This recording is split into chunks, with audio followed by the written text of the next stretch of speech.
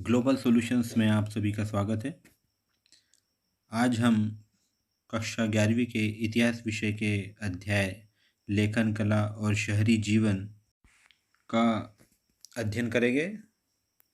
आज इस अध्याय के तीसरे पार्ट और अंतिम पार्ट के माध्यम से हम प्रश्नोत्तरों को देखेंगे। आज हम महत्वपूर्ण प्रश्नों पर नज़र डालेंगे, उन्हें समझेंगे और याद करने का प्रयास करेंगे। तो पहला प्रश्न है, कीलाकार लिपि किसे कहते हैं?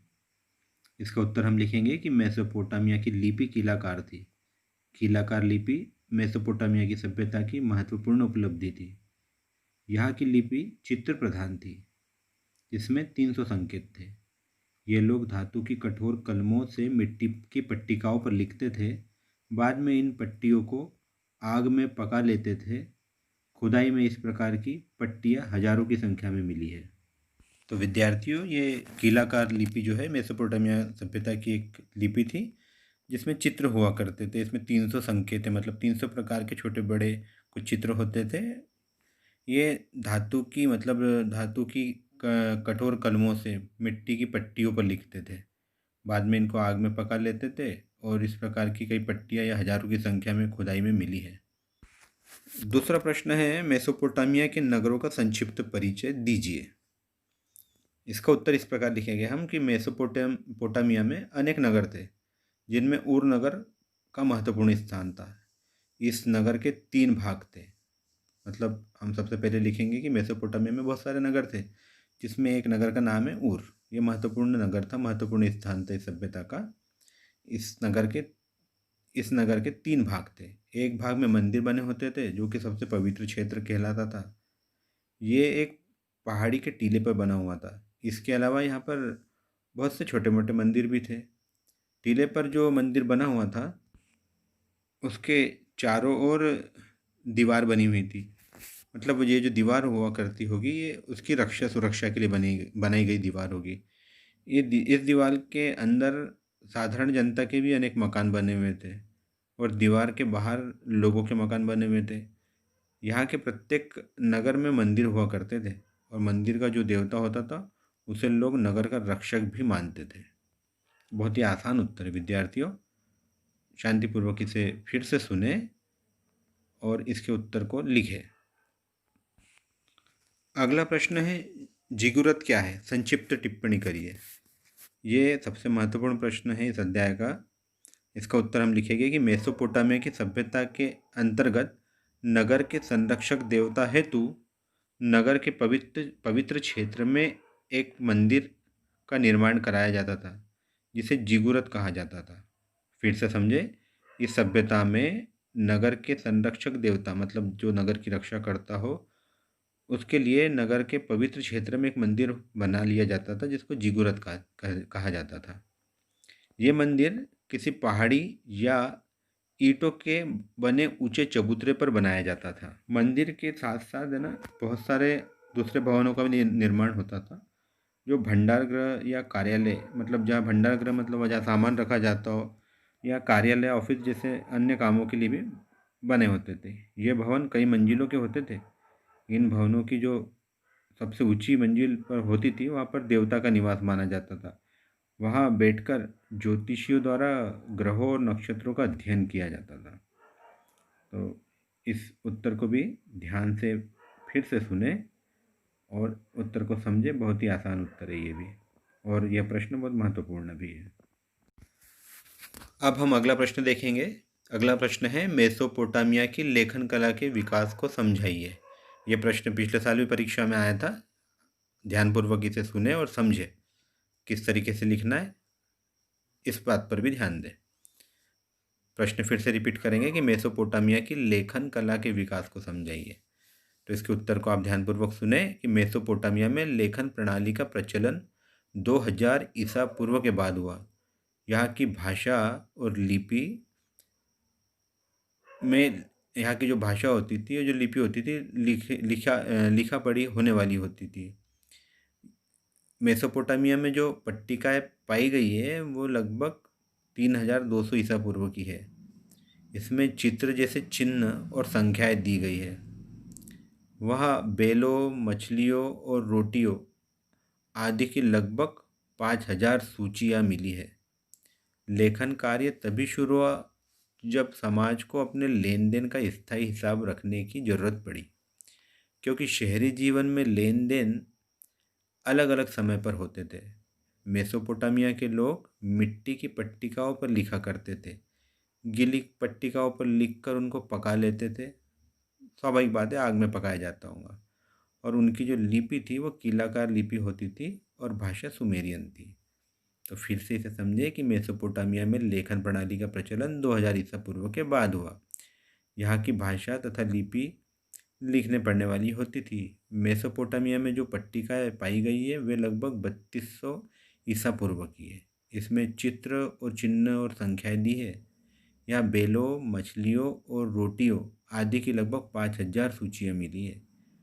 यहाँ लेखन का जो काम है वो तभी शुरू हुआ होगा जब समाज को लेन देन का स्थायी हिसाब, मतलब फिक्स हिसाब रखने का, परमानेंट हिसाब रखने का सूझा होगा या ज़रूरत पड़ी होगी, क्योंकि शहरी जीवन में लेन देन अलग अलग समय पर होते थे।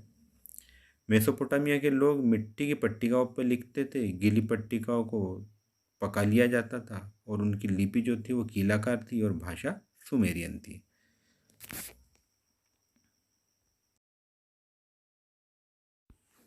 अगला और महत्वपूर्ण प्रश्न है, हम्मुराबी कौन था? हम्मुराबी की विधि संहिता की प्रमुख विशेषताएं लिखिए। इसका उत्तर हम लिखेंगे कि हम्मुराबी बेबीलोन का शासक था। कहाँ का शासक था हम्मुराबी? बेबीलोन का शासक था। उसने बेबीलोन में 2123 ईसा पूर्व से 2000 ईसा पूर्व तक शासन किया।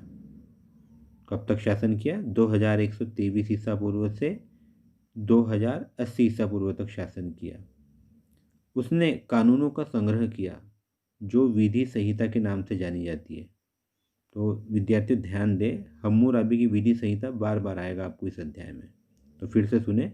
उसने कानूनों का संग्रह किया जो विधि संहिता के नाम से जानी जाती है। 1902 ईस्वी में एक फ्रांसीसी पुरातत्वविद को सूसा, जो ईरान में स्थित है, वहाँ एक खुदाई में हम्मुराबी की विधि संहिता प्राप्त हुई थी, जो पेरिस के लूव्र संग्रहालय में आज भी सुरक्षित है। इस पंक्ति में बहुविकल्प या सही विकल्प या खाली स्थान भी हमारा कवर हो रहा है कि हम्मुराबी की विधि संहिता जो प्राप्त हुई है वो पेरिस के खालिस्तान संग्रहालय में सुरक्षित है, तो लूव्र संग्रहालय में आज भी सुरक्षित है। कंटिन्यू करेंगे उत्तर को। यह संहिता 3600 पंक्तियों में लिपिबद्ध की गई है। तो विद्यार्थियों ध्यान से फिर से सुने कि हम्मुराबी बेबीलोन का प्रमुख शासक था। उसने बेबीलोन में 2123 ईसा पूर्व से 2080 ईसा पूर्व तक शासन किया। उसने एक कानून संहिता बनाई, एक विधि संहिता बनाई। 1902 ईस्वी में एक फ्रांसीसी विद्वान को ये कानून संहिता या विधि संहिता ईरान के सूसा की खुदाई में मिली, जो आज पेरिस के लूव्र संग्रहालय में सुरक्षित है। और इस संहिता में 3600 पंक्तियाँ में, यह संहिता 3600 पंक्तियों में लिखी गई है या लिपिबद्ध है। इसकी प्रमुख विशेषताएं इस प्रकार है। पहला, कानून अमीर और गरीब सभी के लिए समान था। कानून को कोई भी अपने हाथ में नहीं ले सकता था। अपराधी को सजा देने का काम सरकार का था। देवालयों को, जिनके पास पर्याप्त धन था, कर्जदारों को मुफ्त पैसा देने के लिए बाध्य किया गया। सभी प्रकार के ठेकों के लिए नियम निर्धारित किए गए। कर्जदारों को राहत देने के लिए रहम रखने की प्रथा चालू की गई। अगला पॉइंट है, मुआवजा देने की प्रथा चालू की गई। 7वां लिखेंगे कि दैनिक मजदूरों की मजदूरी निश्चित की गई। अगला और 8वां लिखेंगे, नौकर तथा नौकर रखने वालों के लिए नियम बनाए गए। अगली विशेषता है कि ब्याज की दरें निश्चित कर दी गई। और अंतिम विशेषता, 10वीं विशेषता लिखेंगे कि जहाज पर काम करने वाले डॉक्टरों की फीस तथा कारीगरों का पारिश्रमिक निश्चित कर दिया गया। जो विशेषताएं हमने अभी पढ़ी है वह सब सामान्य विशेषताएं हैं। आज के कानून और विधि के हिसाब से आज ये सब आज के समाज में भी लागू है। ये प्रश्न बहुत ही महत्वपूर्ण है, आपको इसको बार बार सुनना है और ध्यान रखना है और इसी का उत्तर इसी प्रकार लिखना है। अगला प्रश्न है, मेसोपोटामिया की सभ्यता के सामाजिक जीवन की विवेचना कीजिए। ये भी महत्वपूर्ण प्रश्न है, पिछले वर्ष ये प्रश्न भी आया था, रिपीट होने की काफ़ी संभावना है। उत्तर समझेंगे। प्रश्न है, मेसोपोटामिया की सभ्यता के सामाजिक जीवन की विवेचना कीजिए। उत्तर हम समझेंगे कि मेसोपोटामिया के नगरों की सामाजिक व्यवस्था में एक उच्च या संप्रभुत्व वर्ग का प्रादुर्भाव हो चुका था। मतलब उस समय मेसोपोटामिया के नगरों में, वहाँ की सामाजिक व्यवस्था में एक उच्च या संप्रभुत्व वर्ग का प्रादुर्भाव हो चुका था। धन दौलत का ज़्यादातर हिस्सा समाज के एक छोटे से वर्ग में केंद्रित था। ये जो वर्ग उच्च स्थिति में था, उसी के पास धन का संग्रह था। अनेक बहुमूल्य चीज़ें ऊर के राजाओं की कब्रों में मिली है। मतलब वहाँ एक नगर था ऊर, तो उस ऊर नगर में जो कब्रिस्तान मिला है, वहाँ राजाओं की कब्रों में बहुत सी बहुमूल्य चीज़ें मिली है। कानून दस्तावेजों से पता चलता है कि मेसोपोटामिया के समाज में एकल परिवार को ही आदर्श माना जाता था। पिता परिवार का मुखिया होता था। विवाह करने की इच्छा के बारे में घोषणा की जाती थी और वधू के माता पिता उसके विवाह के लिए अपनी सहमति देते थे और विवाह में उपहार भी दिए जाते थे। वही सब प्रथाएं जो अभी भी चल रही है कि माता पिता से सहमति होती थी, उसके बाद वधू की विवाह होता था। वर वधू मंदिर जाकर भेंट चढ़ाते थे। पिता का घर, पशुधन, खेत आदि संपत्ति पुत्रों को देने की प्रथा थी। वैसे ही जैसे आज है कि पिता का घर, उनके यहाँ जो पालतू जानवर हो वो, और खेत, ये सब संपत्ति तब भी पुत्रों को देने की प्रथा थी। समाज में स्त्रियों का सम्मानजनक स्थान था। बहुत ही आसान उत्तर है, इसे बार बार सुने, तुरंत ध्यान रह जाएगा आपको। अब ये जो प्रश्न है अगला, वो भी पिछले वर्ष परीक्षा में आया था। प्रश्न है, मेसोपोटामिया की अर्थव्यवस्था पर प्रकाश डालिए। उत्तर ध्यान से सुने आप। मेसोपोटामिया की अर्थव्यवस्था। मेसोपोटामिया के लोगों का आर्थिक जीवन संपन्न और सुखी था।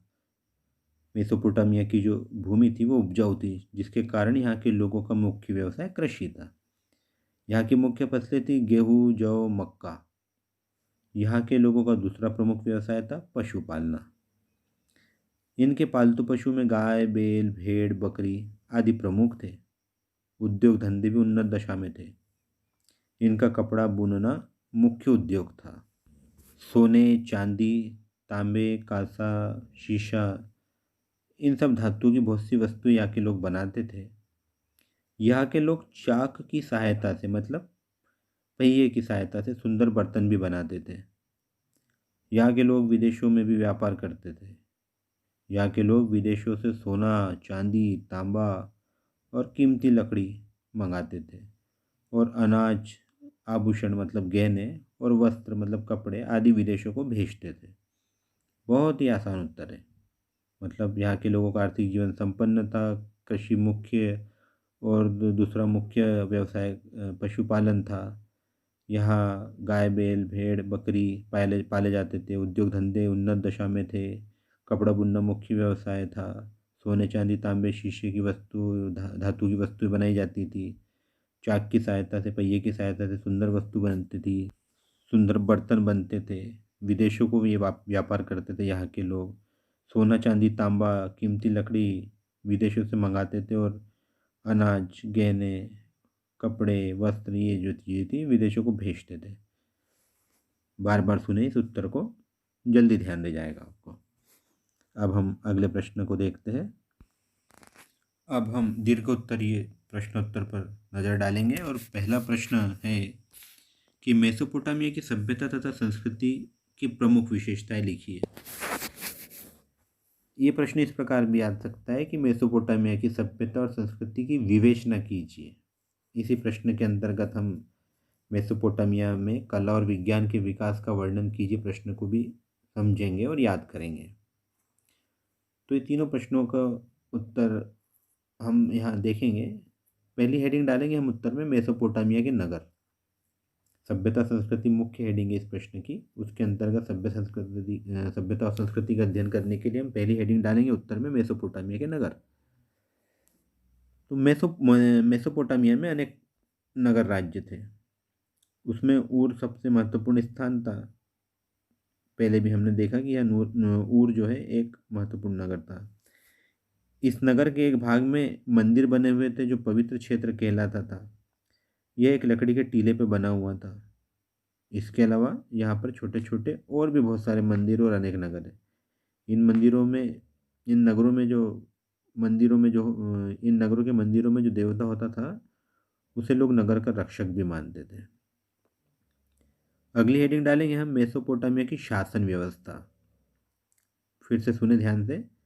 दूसरा पॉइंट मेसोपोटामिया की शासन व्यवस्था। इसमें लिखेंगे, फिर से रिपीट होगा ये लगभग, कि राज्य पर पुरोहित वर्ग का अधिक प्रभाव था, किंतु शासक लोग मनमानी नहीं करते थे। वे अपने को देवताओं के प्रति उत्तरदायी मानते थे। मतलब राज्य में पुरोहित जो था वो मुख्य अधिक प्रभावशाली व्यक्तित्व और पद था, लेकिन शासक मनमानी नहीं करते थे। वे अपने आप को देवताओं के प्रति उत्तरदायी मानते थे। इसलिए सम्राट को पटेशी या पितेसी, पितेसी का अर्थ है देवता का प्रतिनिधि, कहते थे। सम्राट युद्ध के समय सेना का नेतृत्व करता था। वो व्यक्तियों के अधिकारों का भी रक्षक था। प्रत्येक नगर में एक संसद होती थी और संसद के दो सदन होते थे। जैसे कि आज होते हैं वैसे उस समय भी दो सदन होते थे। एक सदन में नगर के सभी वयस्क पुरुष होते थे और दूसरे सदन में नगर के विद्वान और अन्य अनुभवी व्यक्ति हुआ करते थे। शासन के कार्यों में संसद की राय लेना बहुत ही आवश्यक था, किंतु इसके निर्णय लेने में कठिनाई होती थी। इसलिए केंद्र में एक शक्तिशाली सरकार की स्थापना हुई और धीरे धीरे संसद की व्यवस्था समाप्त हो गई। उसके स्थान पर एक सर्वोच्च अधिकारी नियुक्त हुआ जिसे पटेशी कहा जाता था। अगली हेडिंग डालेंगे सामाजिक जीवन। तो मेसोपोटामिया के समाज में वर्ग भेद था। समाज सामान्यतः तीन भागों में विभाजित था। पहले भी हमने पढ़ा है, फिर से रिपीट करेंगे कि समाज सामान्यतः तीन भागों में विभाजित था: उच्च वर्ग, मध्यम वर्ग और निम्न वर्ग। उच्च वर्ग में राज्य के शासक, जमींदार, पुरोहित और अधिकारी आते थे। तो मध्यम वर्ग में छोटे व्यापारी, किसान, शिल्पकार, दुकानदार। निम्न वर्ग में दास आते थे। समाज में नारियों की दशा अच्छी थी। यहाँ के लोग ईंटों के मकान बनाते थे, सूती ऊनी कपड़ों का प्रयोग करते थे, सोने चांदी के आभूषण भी पहनते थे, तांबे के भी आभूषण यहाँ मिले। यहाँ के लोग शवों को, लाशों को दफनाते थे। इस काल में शवों को सुरक्षित रखने के लिए लेप किया जाता था। ये शव ममी कहलाते थे। अगली हेडिंग रहेगी आर्थिक जीवन। इसमें जो लिखेंगे हम कि मेसोपोटामिया का प्रदेश उपजाऊ था। यहाँ के लोगों का प्रमुख पेशा खेती था। गेहूँ, जौ और खजूर खास और मुख्य फसलें थी। बैल, गाय, बकरी प्रमुख पशु थे जो पाले जाते थे। मेसोपोटामिया में उद्योग धंधे भी उन्नत दशा में थे। यहाँ के लोग अनेक प्रकार की दस्तकारी भी जानते थे। कपड़ा बुनना उनका मुख्य उद्योग था। ऊनी कपड़ों का व्यवसाय खूब चलता था। सोना, चांदी, तांबा, कांसा, शीशा आदि की अनेक वस्तुएं बनाई जाती थी यहाँ पर। कुम्हार के चाक मतलब पहिए का प्रयोग सबसे पहले यही हुआ। चाक से ये लोग बर्तन बनाते थे और यहाँ पर व्यापार भी उन्नत दशा में था। इनके विदेशों के साथ भी व्यापारिक संबंध थे। अगली हेडिंग लिखेंगे मेसोपोटामिया का विज्ञान। ध्यान से सुने विद्यार्थियों, मेसोपोटामिया के लोगों ने विज्ञान के क्षेत्र में बहुत उन्नति कर ली थी। ज्योतिष विद्या में ये लोग बहुत कुशल हो गए थे। बेबीलोनिया के प्रत्येक नगर में एक वेधशाला मतलब प्रयोगशाला स्थापित की गई थी। इन लोगों ने एक जंत्री का भी आविष्कार किया था, जिसकी सहायता से वे सूर्य के उदय होने का और अस्त होने का सही सही सटीक समय बता सकते थे। वे आवश्यकता पड़ने पर एक वर्ष में एक महीना बढ़ाकर उसे ठीक कर लिया करते थे। उसी उनके अनुसार एक मिनट में 60 सेकंड और एक घंटे में 60 मिनट होते हैं, जो कि हम आज भी फॉलो कर रहे हैं। यहाँ के लोगों ने दिन को 24 घंटे में और साल को मतलब वर्ष को 12 महीनों में बांटा था, जिनके नाम उन्होंने नक्षत्रों के आधार पर रखे हुए थे। वे सूर्य ग्रहण और चंद्र ग्रहण को भी की भी पहले से भविष्यवाणी कर लेते थे। उन्होंने सूर्य घड़ी व धूप घड़ी के आविष्कार भी कर लिए थे। अगला पॉइंट रहेगा मेसोपोटामिया का साहित्य। तो इसमें लिखेंगे मेसोपोटामिया का साहित्य विकसित था। यहाँ पर खुदाई में 50 पात्र और एक शिलालेख मिला है। शिलालेख में उनके बनाए हुए कानूनों का संग्रह है जो हम्मुराबी की विधि संहिता के नाम से प्रसिद्ध है। पिछले प्रश्न में हमने पढ़ा है, फिर से रिपीट हो रहा है। पुस्तकें मिट्टी की स्लेटों पर लिखकर मंदिरों में रखी जाती थी। एक महाकाव्य जो गिलगामेश महाकाव्य के नाम से प्रसिद्ध है में प्राचीन गाथाएं लिखी हुई है। गिलगामेश उनका कोई प्राचीन राजा था। बाबुलियों में सृष्टि रचना और महाप्रलय प्रलय की एक कहानी प्रचलित थी जो एक चट्टान पर लिखी हुई मिली है। अगला पॉइंट हम लिखेंगे हम्मुराबी की विधि संहिता। हम्मुराबी सबसे प्रसिद्ध सम्राट था। शिलालेख में उसके द्वारा बनाए गए कानूनों का संग्रह है जो हम्मुराबी के विधि संग्रह के नाम से प्रसिद्ध है। अगली हेडिंग लिखेंगे जिगुरत। प्रत्येक नगर में देवता के लिए किसी पहाड़ी पर जो मंदिर निर्माण किया जाता था उसे जिगुरत कहा जाता था। अगला पॉइंट लिखेंगे कला एवं शिल्प। मेसोपोटामिया के शिल्पकार स्तंभ, मेहराब और गुंबद बनाने में बड़े कुशल थे। जिगुरत का निर्माण कला का एक प्रसिद्ध नमूना है। दीवारों पर यहाँ के कलाकार अनेक चित्र बनाते थे। यहाँ की कला के नमूने उनकी सुंदर मुद्राएं जो हजारों की संख्या में मिली है। मुद्राएं मिट्टी, पत्थर की व धातु की बनाई जाती थी। यहाँ पर मूर्तिकला का काफ़ी विकास हुआ। मानव की मूर्तियों की अपेक्षा यहाँ पर जानवरों की मूर्तियाँ अधिक सजीव है। घोड़े, गधे, बकरे, कुत्ते, हिरन आदि के चित्र यहाँ काफ़ी मात्रा में मिलते हैं जो कि काफ़ी सुंदर है। अगली हेडिंग या पॉइंट रहेगा मेसोपोटामिया की लिपि। यहाँ की लिपि चित्र प्रधान थी जिसमें लगभग 300 संकेत थे। लोग धातु की कठोर कलमों से मिट्टी की पट्टियों पर लिखते थे। बाद में इन पट्टियों को आग में पका लेते थे और खुदाई में इस प्रकार की हजारों पट्टियाँ मिली है। यहाँ की लिपि किलाकार लिपि कहलाती थी। अगली हेडिंग डालेंगे धार्मिक जीवन। अगली और अंतिम हेडिंग है धार्मिक जीवन। मेसोपोटामिया के लोग अनेक देवी देवताओं की पूजा किया करते थे। इनके देवी देवताओं में 3 प्रमुख थे। तो कितने देवी देवताओं की पूजा करते थे यहाँ के लोग? कई देवी देवताओं की करते थे लेकिन इनमें प्रमुख थे 3। पहला लिखेंगे शमस। शमस यह देवता सूर्य का प्रतीक था। दूसरा एनलिल और तीसरा निनलिल। निनलिल एनलिल की पत्नी थी, उनकी भी पूजा होती थी। इसके अलावा अनु जो कि आकाश के देवता थे, नन्नार चंद्र देवता आदि की भी पूजा होती थी। मेसोपोटामिया के प्रत्येक नगर में एक मुख्य मंदिर होता था। मतलब यहाँ के प्रत्येक नगर में जो मंदिर हुआ करते थे बहुत सारे, उसमें एक मुख्य मंदिर होता था। उसमें जिस देवता की मूर्ति होती थी उसे नगर का संरक्षक माना जाता था। नगर का शासन उसी के नाम से चलता था। मंदिर में एक पुरोहित भी होता था जो मंदिर की देखरेख करता था। बाबुलियों का मुख्य देवता मांडुक था। इस्तर नाम की एक देवी थी। इस्तर का पति ताम्बूज नाम का एक देवता था। इन सभी की यहाँ पूजा होती थी। बाबुलियों को प्रेतमात्मा में विश्वास था। तो इस प्रकार इस प्रश्न के उत्तर को आपको बार बार देखना है क्योंकि इसी प्रश्न के अंदर हम मेसोपोटामिया के धार्मिक जीवन का भी अध्ययन कर ले रहे हैं, आर्थिक, वैज्ञानिक और साहित्य का भी अध्ययन कर ले रहे हैं हम मेसोपोटामिया के। तो कई सारे बिंदुओं के अंतर्गत काफ़ी सारे हमारे पॉइंट और प्रश्न के उत्तर शॉर्ट में इसके अंदर हमारे क्लियर हो जा रहे हैं। तो इस प्रश्न के उत्तर को भी बार बार सुने, बहुत आसान है, आसानी से ध्यान रह जाएगा सब आपको। अब हम अगले प्रश्न की ओर नज़र डालते हैं।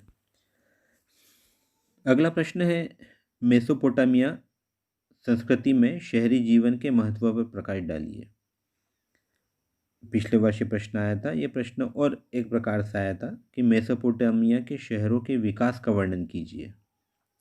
तो इसका उत्तर हम लिखेंगे कि शहरीकरण के कारण, मेसोपोटामिया में जो शहरीकरण हुआ था उसके कारण पहले हम लिखेंगे कि शहरी जीवन की शुरुआत मेसोपोटामिया में हुई।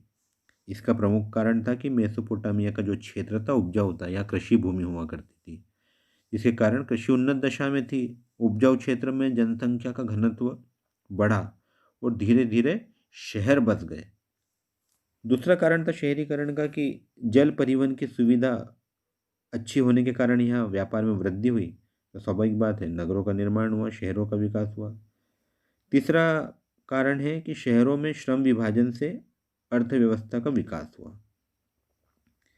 अब शहरीकरण की हम विशेषता लिखेंगे या महत्व लिखेंगे। तो पहला लिखेंगे, शहरों में बड़ी संख्या में लोगों के रहने के लिए आवास बने। दूसरा लिखेंगे महत्व या विशेषता कि शहरों अर्थव्यवस्था में खाद्य उत्पादन के अतिरिक्त अन्य आर्थिक गतिविधियां विकसित होने लगी। शहरी अर्थव्यवस्था में खाद्य उत्पादन के अलावा दूसरी भी गतिविधियां विकसित होने लगी। यहाँ के शहरीकरण की विशेषता है। तीसरी विशेषता है शहरों में जनसंख्या का घनत्व बढ़ने लगा। अगला, शहरों तथा कस्बों में लोगों के इकट्ठे रहने से लाभ हुआ क्योंकि शहरी अर्थव्यवस्था में खाद्य उत्पादन के अतिरिक्त व्यापार, उत्पादन तथा तरह तरह की सेवाओं के कारण मानव का जीवन सुखी और संपन्न बन गया। पांचवी विशेषता लिखेंगे कि शहर गांवों पर और गांव शहरों पर निर्भर थे। इनमें आपस में लेन देन चलता रहता था। अगली विशेषता या महत्व है शहरी अर्थव्यवस्था में एक मजबूत सामाजिक संगठन होता था। सातवां है मेसोपोटामिया के शहरों में लोग लकड़ी, तांबा, रागा, चांदी, सोना, सीपी तथा विभिन्न प्रकार के कीमती पत्थरों को तुर्की, ईरान अथवा खाड़ी पार देशों से मंगाते थे और इसके बदले में वे कपड़ा, कृषि, अन्य उत्पाद काफ़ी मात्रा में निर्यात करते थे। अगली विशेषता या महत्व है 8वां नंबर, मेसोपोटामिया में कुशल परिवहन व्यवस्था थी और परिवहन जलमार्ग से होता था जो अन्य साधनों से सरल और सस्ता होता था। अगला पॉइंट रहेगा, पुराने मेसोपोटामिया की नहरें और प्राकृतिक जलधाराएं छोटी बड़ी बस्तियों के बीच माल के परिवहन का अच्छा मार्ग थी। 10वां लिखेंगे, मेसोपोटामिया के लोगों का शहरी जीवन संपन्न और सुखी था। अंतिम लिखेंगे, मेसोपोटामिया के लोग अनेक देवी देवताओं की पूजा करते थे। मंदिरों के आसपास कस्बे या शहर बस जाते थे। प्रत्येक नगर में एक मुख्य मंदिर होता था। उसमें जिस देवता की मूर्ति होती थी उसे नगर का संरक्षक माना जाता था। नगर का शासन उसी के नाम से चलता था। इनके मुख्य देवता शमाश मतलब सूर्य देवता, अनु मतलब आकाश देवता, एनलिल ये भी आकाश देवता तथा नन्ना चंद्र देवता थे। एक अंतिम रह जाती विशेषता 12 नंबर डाल के लिख लेंगे कि शहरों में लेखन कला का प्रचलन हो गया था। तो विद्यार्थियों, ये महत्वपूर्ण प्रश्न है, पिछले साल अलग प्रकार से आया है, तो इसे आपको ध्यान से समझ लेना है और इसका उत्तर भी ध्यान से समझ कर लिखना है। बहुत ही आसान उत्तर है। पहले शहरीकरण के कारण लिख देने हैं और उसके बाद उसकी विशेषताएं अथवा महत्व करके जितने अंक का प्रश्न है उस हिसाब से इसकी विशेषता लिख देनी है। अब हम अगले प्रश्न की ओर ध्यान देंगे। अगला प्रश्न अंतिम प्रश्न है, बेबीलोन की मुख्य विशेषताओं का वर्णन कीजिए। तो हम उत्तर लिखेंगे बेबीलोन की मुख्य विशेषताएं। उत्तर में से हेडिंग डालेंगे और पहली विशेषता लिखेंगे हम, बेबीलोन प्राचीन विश्व का एक महान नगर था और यह नगर प्राचीन बेबीलोनिया साम्राज्य की राजधानी था। तो कहाँ की राजधानी था बेबीलोन? बेबीलोन बेबीलोनिया साम्राज्य की राजधानी था। दूसरी विशेषता लिखेंगे, 2370 ईसा पूर्व के लगभग अक्कादियन शासक सारगन महान ने बेबीलोन नामक सुंदर नगर की नींव डाली। तो बेबीलोन नामक नगर की नींव किसने डाली थी? अक्कादियन शासक सारगन महान, नाम था सारगन महान। कब नींव डाली थी इस नगर की? तो 2370 ईसा पूर्व के लगभग। अगली विशेषता लिखेंगे कि हम्मुराबी के शासनकाल में बेबीलोन में विशाल और ऊंचे देवालयों का निर्माण किया गया। इनके निर्माण में स्तंभों, डाटों और मेहराबों का अधिक प्रयोग किया गया। देवालयों के सामने मतलब मंदिरों के सामने पिरामिडों के समान जिगुरत बनाए जाते थे। इनके ऊपरी मंजिल पर सूर्य देवता का मंदिर बनाया जाता था।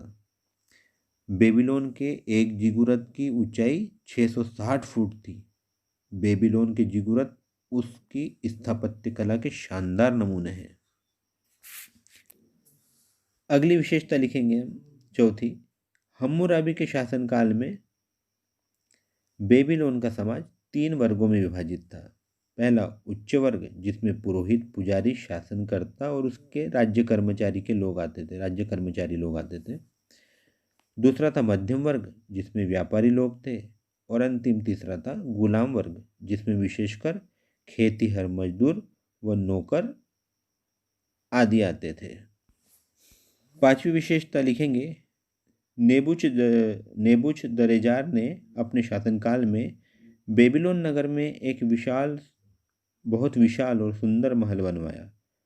इसके अतिरिक्त उसने अनेक दुर्गों और राजप्रासादों का निर्माण कराया। उसने एक विशाल मंदिर बनवाया जो बहुत प्रसिद्ध है।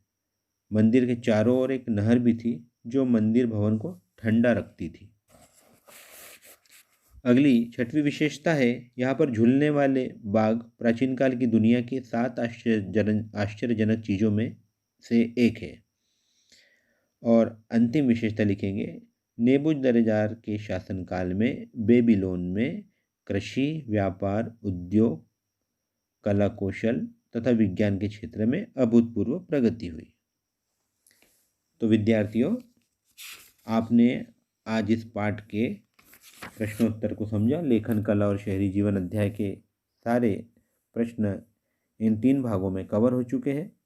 आपको इन तीनों भागों को बार बार ध्यान से सुनना है ताकि इस पाठ के सारे प्रश्नोत्तर आपको आसानी से ध्यान रह जाए और आप परीक्षा में इसे आसानी से लिख पाओ। तो विद्यार्थियों, यह पाठ यही समाप्त होता है। अब हम अगली वीडियो में अगले पाठ या अगले अध्याय के साथ मिलेंगे जिसमें सारे प्रश्नोत्तरों को कवर करेंगे। तो मिलते हैं अगली वीडियो में।